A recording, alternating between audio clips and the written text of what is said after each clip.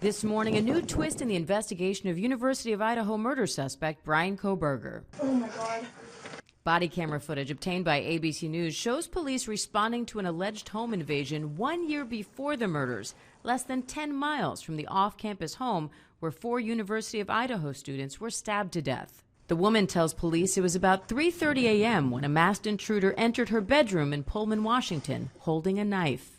I heard my door open and I looked over and someone was wearing a ski mask and had a knife. And so I kicked the out of their stomach and screamed super loud, and they flew back into my closet and then ran out my door and up the stairs. According to the police report, she said the suspect was silent the whole time, and while one of her roommates quickly called police, officers found no suspect or evidence. Months later, Kohberger was arrested for the stabbing deaths of Kaylee Gonzalez, Madden Mogan, Xana Kernodle, and Ethan Chapin in Moscow, Idaho, where the killer also allegedly had a knife, wore a mask, entered the home in the early morning hours, and was silent as he left. 13 days later, Kohberger was named a person of interest in the Pullman case. When you look at the Idaho murders, one of the things that detectives and agents did almost immediately is, are there other cases in the area that might have some similarities? For example, fingerprints, DNA,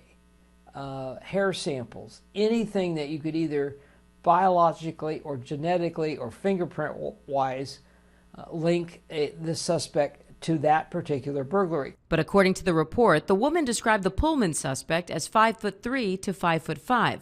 Kohberger is 6 feet tall. The report also reveals Kohberger, a Pennsylvania resident, was not yet enrolled at Washington State University, nor was he visiting the campus as a prospective graduate student. Pullman police tell ABC News Kohberger is no longer a person of interest in the break-in, adding, "We have no reason or evidence to believe he was involved in this burglary at this time."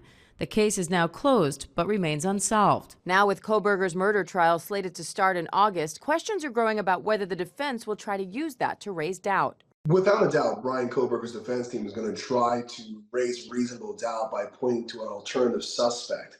In using this alleged burglary, the question becomes, why would a judge admit this evidence where nothing about this case tends to prove that Bryan Kohberger was not the murderer?